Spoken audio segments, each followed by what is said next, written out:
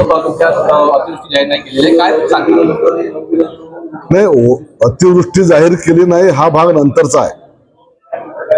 या भारतीय जनता पक्षाचे आमदार, भारतीय जनता पक्षाचा मुख्यमंत्री यांची ही निष्क्रियता आहे की पहिल्या टप्प्यामध्ये जून ते ऑगस्ट, पुन्हा सांगतो जून ते ऑगस्ट, त्यामध्ये धामणगाव तालुक्यातल्या फक्त 17,000 शेतकऱ्यांना 12 कोटी रुपयाची मदत मिळणार आहे आणि त्याचे दर आहे 8,500. आता जे परवा मुख्यमंत्र्यांनी पॅकेज जाहीर केलं त्यामध्ये ते असं म्हणतात का 18,500 देऊ, पण हे खोटं आहे. GR मध्ये स्पष्ट 8,500चाच उल्लेख आहे आणि 31,000 कोटीचं पॅकेज हे शुद्ध धुळफेक आहे.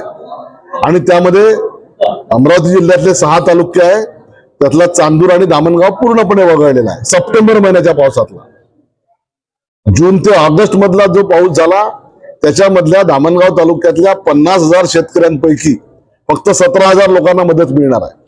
आजच भांडणं सुरू झाले, गावातल्या तक्रारी येणं सुरू झाल्या का भाऊ आमचं नाव नाही त्याच्यात. हे होणारच होतं ना. यासाठी पूर्णपणे या भागाचे आमदार आणि या तहसीलचे तहसीलदार हे दोघंच जबाबदार आहे. अहवालच जर गेले नसतील आणि नुकसानच जर दाखवलं नसेल, आणि प्रचंड नुकसान झालेलं आहे, एकरी 1 पोतं 2 पोत्याच्यावर सोयाबीन व्हायला तयार नाही, सगळ्या शेंगा पोचट आहेत, फुट्टा आहेत आणि अशा परिस्थितीमध्ये सोयाबीन, कापूस आणि तूर पूर्णपणे जळून गेलेली आहे. कर्जमाफी तर दूर राहो, पण हेक्टरी 8,500 रुपयाची केंद्राची आणि राज्याची मिळून जी मदत आहे, केंद्राची 6,500 आणि 2,000 रुपये हे टाकणार आहे. 10,000 रुपये अजून देतो म्हणतात, पण लबाडाचा अवतन जेवल्याशिवाय खरं नाही. त्याप्रमाणे आम्ही सुरुवातीलाच मोर्चामध्ये सांगितलं होतं की हे पैसे देणार नाहीत, कारण यांच्याजवळ पैसेच नाही. राज्य 10 लाख कोटीनं कर्जबाजारी झालेलं आहे. वर्षाचं 2 लाख कोटीचं व्याज सरकारला भरावं लागत आहे. अशा परिस्थितीत इथले आमदार हे ठेकेदारांचे बिलं घेण्यात आणि त्यांच्याकडून कमिशन घेण्यातच मग्न आहेत.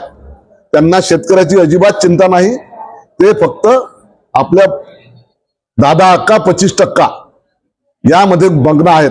आणि हे तुम्ही दाखवा, हे मी म्हणतोय. माझं म्हणणं खोटं असेल तर माझ्यावर मानहानीचा गुन्हा दाखल करा.